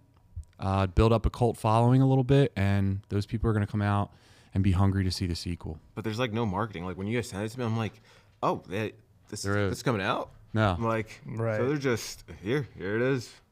He blows. All right, so fellas, are you ready for the DBZ? Big time. Get ready for Dragon Ball Z. All right, Derek. So previously on Dragon All right. Ball Z. Previously on Muscle Geeks Z, the Saiyans arrived and caused turmoil as the Z fighters fall one by one to Nappa's onslaught. Can Goku arrive in time to save them? Are you coming off the top of the head with this? Yeah, but it's also probably in my head from watching it so many times. I was like, that's pretty awesome. Can Goku arrive in time to save them? Does Gohan stand a chance? I hope Not today. clearly. Did my wife eat the entire Twix bar at the house? Damn it! Find out tonight when I get home and cry. I bet she saved me half. She's a nice lady. All right. So we left off, if I remember right, Goku just arrived on scene. Nappa just went to do the crushing blow to Gohan, and out of nowhere, we got the flying Nimbus cloud scooping him up. Yeah, and he's just kind of floating there like, oh, Nani? Like, what's going on? And Goku's there, and he's about to do some super cool shit. I think that's where we left off, right? We didn't get into Goku versus Nappa at all, did we? No, I think we did. Did we? Because No, we talked. We didn't. We stopped. I don't right think we before. did. Well, because I remember talking about Nimbus. I think that's right where we stopped. Okay. He shows up, and then we do a hard stop there. Yeah, so we're back. For those of you that love Dragon Ball Z, welcome. For those who haven't watched, fucking, you better start. It's time. Yeah. And you are not too far in to feel like it's too far ahead. That was a weird way to phrase that. But we got some cool fight scenes happening. Speaking of like best animated moments, you can get a bunch out of this starting right here. Goku just beating the crap out of Nappa like mincemeat. Shows up. I think, does he go Kaioken? I think he does. Like just real briefly, just to like aura farm and make a point. Like he gets to the point where isn't he like standing on his head? Like, Yeah. he goes up, Yep. like zips past him, And just jumps 2 on feet top on of the his side. head. fast. And like breaks his back, right? Yeah, gets behind him, punches him in the spine, and then just like holds him up and just throws him down like he's nothing. This sets the tone for Goku is the man, and no one else up to this point has any clue how weak they are. Like, we're going to start to see some crazy fighting, laser beams, choreography, trash talking. It gets real fun from here on out. Great apes. Yeah. Dude, Uzaru time. Yeah. I think it really, I mean, it's kind of set the tone before for Vegeta for just being like, just killing the Cybermen, but like him throwing Nappa up. Yeah. And it's just like, we did all this stuff together, but like, I have no use for you now. And it's just like, all right, we'll see you later. Like, that's like, okay, Vegeta, okay, you're bad, dude. Savage. You're bad. But before that, Yes. very very, very early internet. One of the first memes. I was there when they wrote it. Wait, so go back up real quick. You know, it's funny. I was watching this the other day, and it said 8,000, and he took it off. So go over there to the right. I was like, hold on. I was like, wait a minute. Because it was like from a YouTube like montage. I'm like 8,000 takes it. I'm like, that I'm pretty sure it was 9,000. I'm like, what's going on here? Wow. Yeah. Yep. We're just in a different timeline. Oh, you're saying you got what's the thing? Mandela effect? Yeah. Yeah. Did I? Or was it 9,000? I'll send you the video Okay. where he says 8,000, and I'm like, it's definitely 9,000. It's definitely 9,000. Yeah, we I mean, there's the original meme. Right. it's over 9,000. But that was a very significant moment because that is, they know who Goku is. They know him as Raditz's brother, who is low-born, not a prince. It's fucking impossible for him to have a power level as high as it is. And that's what's pissing Vegeta off more than anything, is the Prince of All Saiyans is like, how is this low-born having this kind of power level? That is not how it works on the planet named after me. Right, and welcome to their relationship from here on out. Like that's them from here on out. That's their relationship. Is Vegeta's pissed that this low-level clown is keeping up with him and passing him. And he's just not going to stand for it. You get to learn a lot about Vegeta's pride here. At this time, though, right? Because like Goku's using Kaioken, right? So when they're fighting, their base levels, right? Yeah. Without Kaioken, Vegeta has to be significantly stronger, right? Yeah, at this point, so. his power level is under 19,000. It's funny because that's when it like really meant something when they Yeah. had the scouter, Yeah, now it's- and everybody's like looking at who's what and this and that, and like just yeah. Yeah, once he went Super Saiyan, that was all done. That, Yeah, well, actually, I think his power level is actually like 18,000. It was like right there because after this arc, when they go to Namek, he comes against Pui. He's like, "Oh, we're the same power level." And he's right. No. Yeah, no. Like, yeah. So this gets sick. So, like you said, he nerfs Nappa, throws him up in the air, blasts him, crazy. Like his head like explodes. That cool like Dragon Ball Toriyama Right, style. right, Makes right. The eyes like bulge out and crap. And it's nuts because this dude has been the menace for several episodes now. Like no one can stand up to this guy. Yeah, Vegeta has not done anything Yeah, yet. Vegeta's done nothing. Like you get the idea that he's, the boss. He's the small guy, not throwing the hands. But like, you don't quite understand how much there's going to be a jump. And like the two main guys just showed up, and now none of you matter. Like all for naught. You're all insignificant, and it gets really fun here. John, our resident Nappa, how did you feel about seeing the bald man go down? It was bittersweet. I mean, he's the bad guy. He's not representing bald people with a good connotation with his behavior and actions. But shout out to Krillin for representing.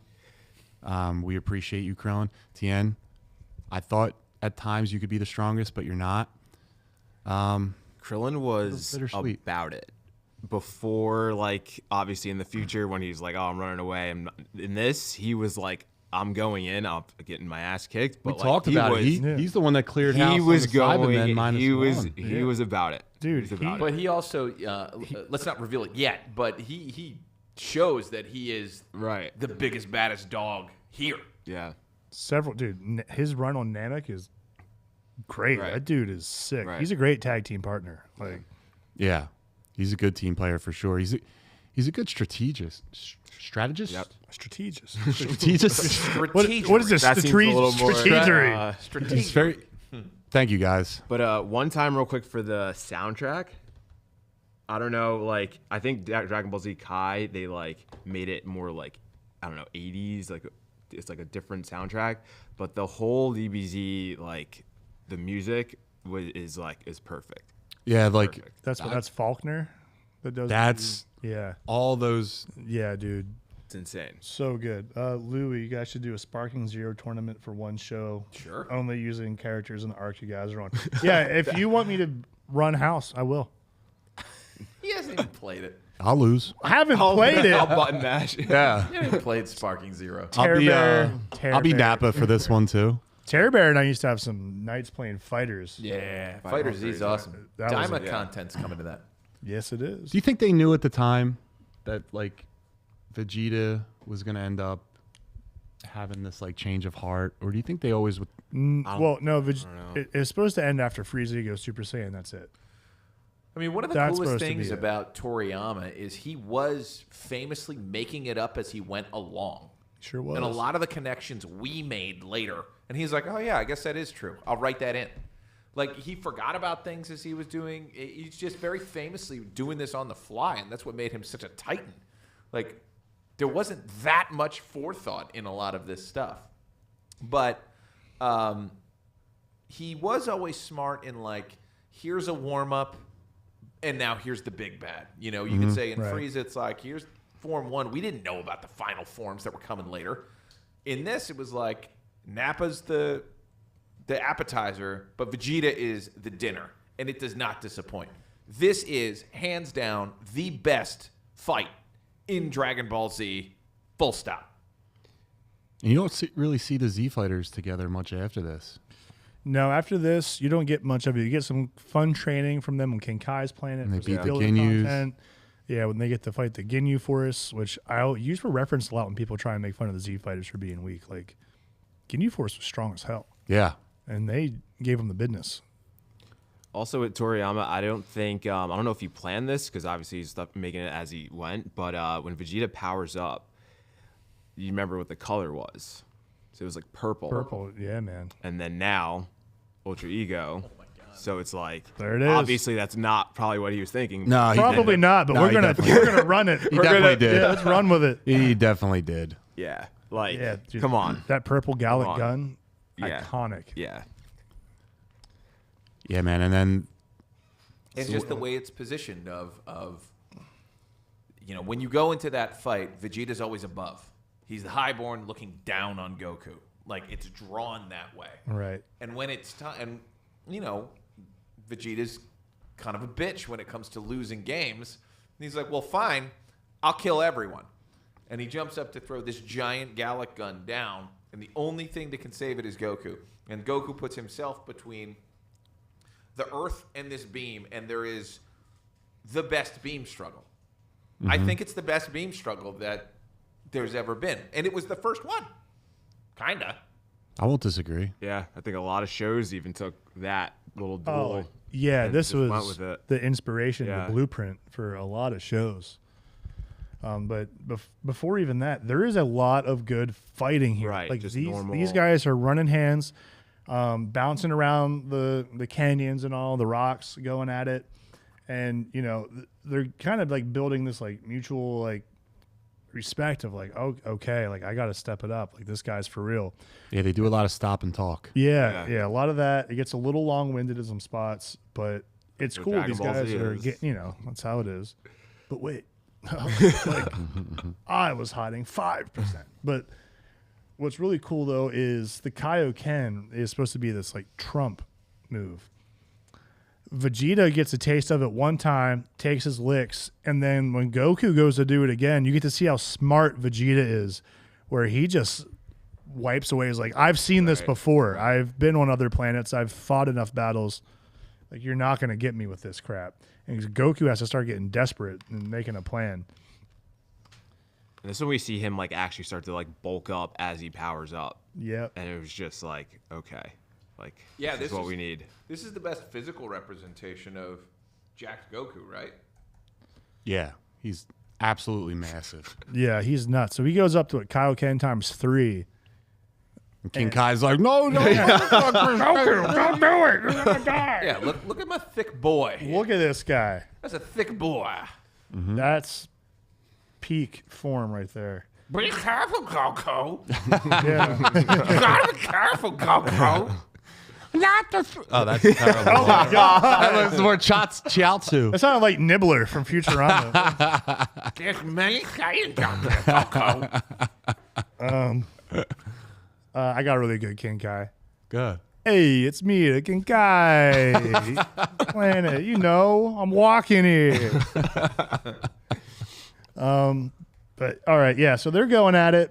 And then, so we eventually get to that beam struggle, which is sick. Powering up Vegeta, which it's cool seeing the way he holds his shit. Yeah, it's And- like a lunge kind of. The way he puts his hands up, we get to see something a little different than the Kamehameha wave. And they go at it for a while, and Goku breaks his body down to like its absolute limit, gives it everything he has, and it's not good enough.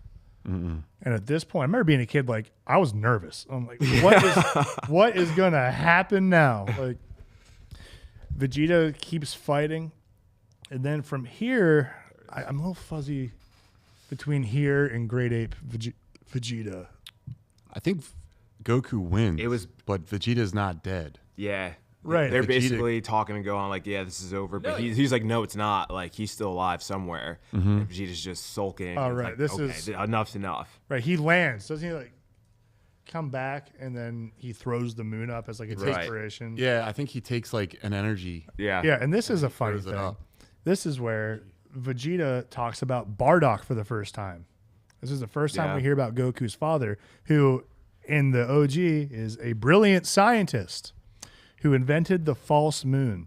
We don't hear about that ever again. Yeah, Until that's a really good point. GT, Right, and we don't which is count not, that. it's not canon. Right. But yeah. But- yeah. The blunt waves. Yeah, All the that, right? flux waves. But yeah, so we don't hear about that ever again, which is nuts. Toriyama totally forgot about that. But yeah, so now we have Great Ape Vegeta. And this is the first time we get to see a great ape retain his intellect. He's still himself. Right. He's in total control. He's not Yeah, a you wild see that monster. the high class, the elite Saiyans, they're able to They can keep all- their Yeah, they've consciousness. mastered it. They don't have the weak tails. They can stay themselves in Uzaru form. And this is where it gets really crazy because Goku is fighting a Dark Souls boss here, just running for his life. Dude, if you have played this, I've seen videos of them Oh talking my about it. God. But this is the hardest. Oh, I am a Dragon Ball game veteran. Louis G, get these hands, buddy. But this, the computer in this, they dialed this up. Jesus. But yeah, so this fight's nuts. Goku is like a fly in this, and they make him look so small. And I love how you can see his like energy trail behind him. He's like bouncing around the Yep. canyons, trying to run from this guy. And eventually, like they're just kind of peppering him with shit, trying to find ways to take him out. They eventually blind his eye. Yeah, that he was just- coming in for like the last, and Yeah, he then does. Goku's just like, well, he tried to do a couple other things, and it just Right. wasn't. Like he had, was it the Spirit Bomb or Spirit Ball? I forgot which one they called it first. Spirit. That was the Spirit Bomb. That's the first time and we right get to when see he's that. about to too. let it go, like, nope, you're gonna take this. Yeah, he does a solar flare. Yep. Yeah, And I mean, this is crazy because Vegeta's winning at this point. Like Vegeta's beating the shit out of Goku at this point. He does this, but it's really not going to do much. We get to where the giant boot of Vegeta is on Goku. He should be dead right there. Dude, he's He screaming should be so dead. loud, his mouth is like right. in the animation. And also, you get to see Krillin tries to get sneaky with a Destructo Disc. Yep. Trying to almost take off about the it. tail, and Vegeta jumps over it. That was so cool. Then we get through all that. We get through him avoiding the Destructo Disc. Goku trying to charge this Spirit Bomb for all that he has and running for his life. And he said he just gets worked Yeah. and loses it. But what's really cool is we learn kind of how fun this technique is. He can hand it to Krillin to have, to Right. hold on to it after he charges it up. And you can also, this is like one of the only times we see this, is the move Rebound, which is pretty sick, where he goes to throw it at Vegeta, misses, but it comes flying at Gohan. Yeah. And he tells him it can't harm you if you're pure of spirit. You can deflect it. And he does. He rebounds it. And it goes flying back and actually hits Vegeta and sends him off. But it's not enough. But it's not enough. Because the big ass monkey gets up and is going to kill everybody. It's gotten really bad. And what happens? what always happens. A little fat man comes in to save the day with his sword. Yajirobe, my man, comes in and cuts off that damn tail. Do you got a Yajirobe impression? Kinda. Yeah, that's close. I feel like it's kind of like a Yamcha, but just like mouthful of potatoes, right? I mean, he looks like a fat Yamcha. I don't know. Jeez, guys, I can't do There it. it is. Booyah. Swing. That's one of the greatest moments for fat men. I wasn't the biggest fan when this happened, to be honest, because I was like, Yajirobe. I'm like, dude, you're just like, you're scared. You're not even like around. Like, what are we doing? Like, I don't know. I was like, all right, well, that evens it up. But Did Goku ever beat anyone one-on-one? Just fair? Nappa. shooting the fair one, Frieza. Any like main boss? freeze. I mean, Frieza. No, wasn't he wished back by the Dragon Balls? Wasn't there a moment where he was knocked onto the ground? Goku? Yeah. No, No, Goku wins. Goku squares up with he squares up with Phase Frieza. 4 Frieza and Yeah. wins. And wins No, honorably. There's no interference. he tried The to dragon. He's about to make the wish with the dragon. He knocks Goku into like into the planet, and then he flies over to the dragon. Tries to make the wish. Right. Goku gets up, flies back, couldn't get him in time, and that's when Frieza realizes that Purunga you have to speak Namekian. Am I wrong? All right. Well, I'm pretty sure like the planet was about to explode, I'm wrong. and then Frieza was like, Goku was trying to be nice, and then Frieza was trying to like shoot him back with something. And He Goku tried was to like, "All right, Destructo dude." disc him. Yeah, he's like, Yeah. all right, dude, Yeah. I gave you a shot. Now I'm out of here. No, I know that. I was saying, wasn't he was Goku wished back? No, No. no, nothing ill happens to Goku on Namek. No, Goku.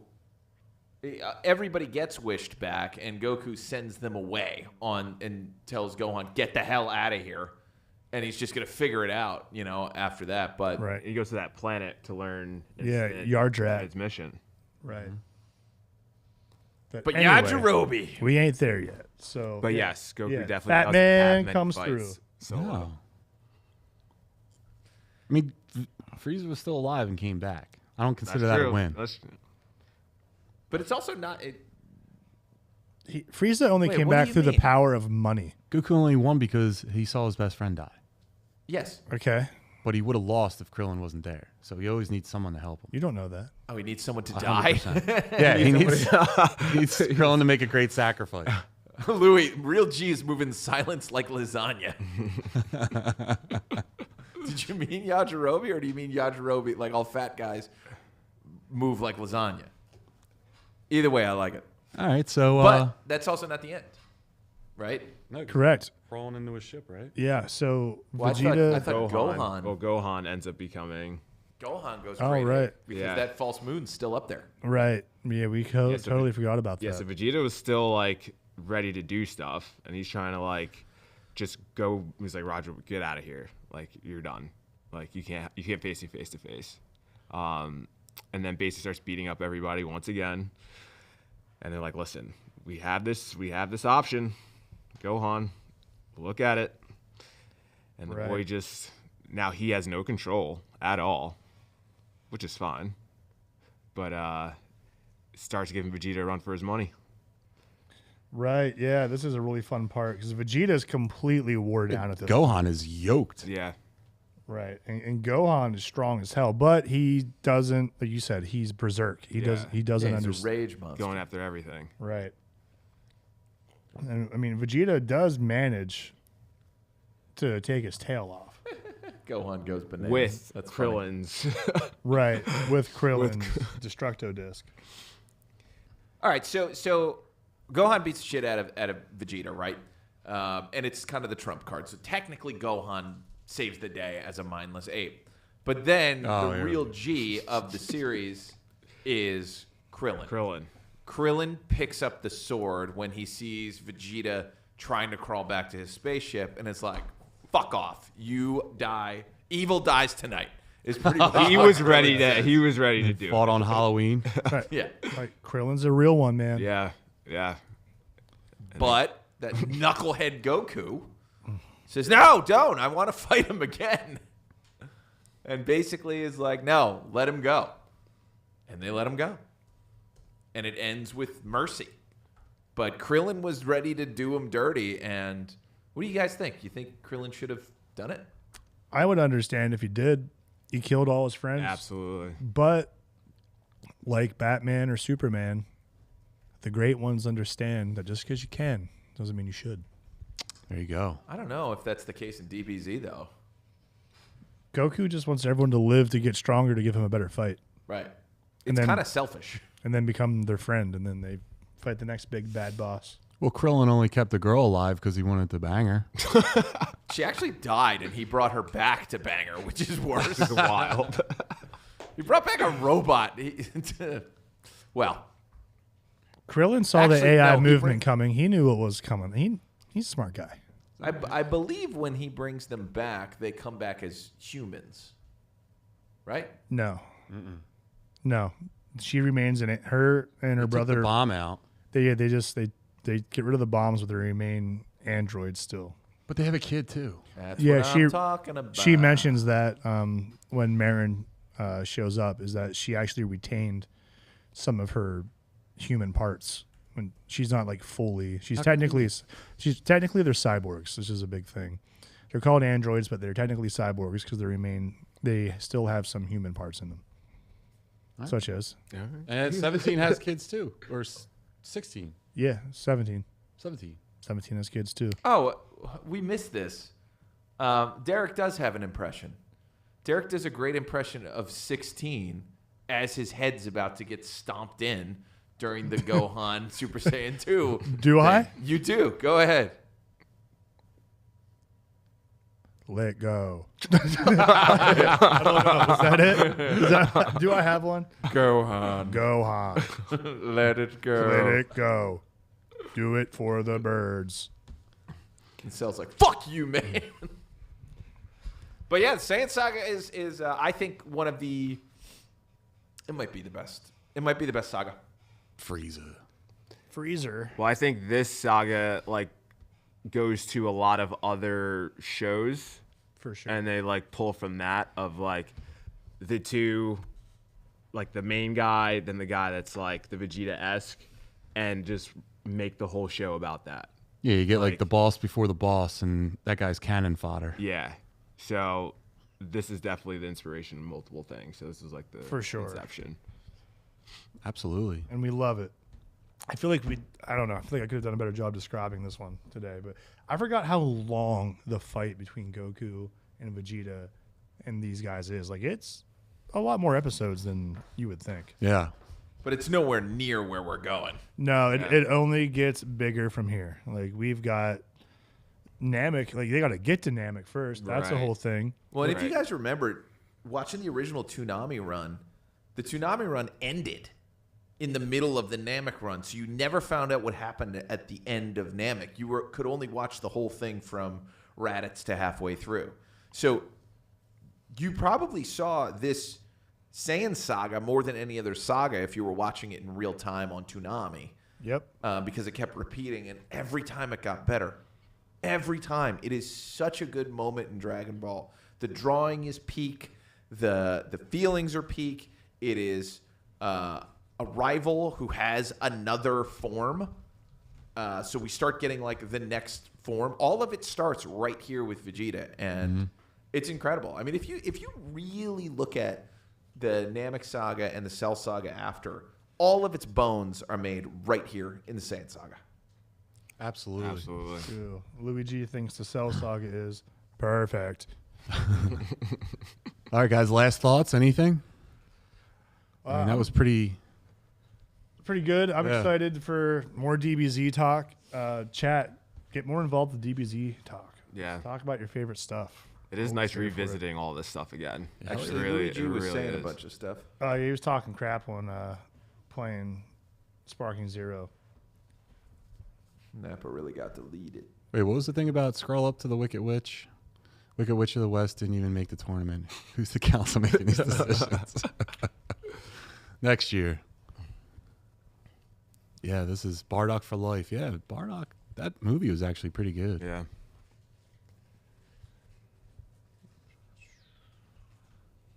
on the day of that That's release. right. Roshi and Chaozu. Chaozu's the true goat. Yeah, dude, I got the game release day too, and that grade 8 fight against Vegeta was not fun. Milk got Toast, it, this like- is a one and done for Clark. Shout out to Clark. Been anxious the being whole time. Such a good Yeah. boy. Such a good Very boy. good boy. Yeah, he's the man. I Legend. love, What a legend. All right, guys. All right, I let's think wrap it that is the show, right? Yeah. So, Justin, thank you. Absolutely. I'd love to have you Absolutely. back on in a time when I'm not locked out of my apartment and my dog's not in the studio, so I can focus better. So I apologize All for good. that. All good. But do you want to leave your socials out there one more time? Plug And- away, man. Yeah, just 80-20 nutrition. If you see me with a Rock Lee shirt on at Alpha, maybe I'll give you a little discount on some nutrition services. Nice. Love Good that. callback, But dude. some of you will have no idea even who that is, which gives you a reason to watch the show. There you go. All right. Nice. So yeah, Justen Mills. Thank you guys. This setup is awesome. Hope to be back soon. Terry. Absolutely, dude. And Derek, what about you? You can find me on Instagram at symbolic51, or you can find my business, Derek Baker Seal Coating and Line Striping, on there as well.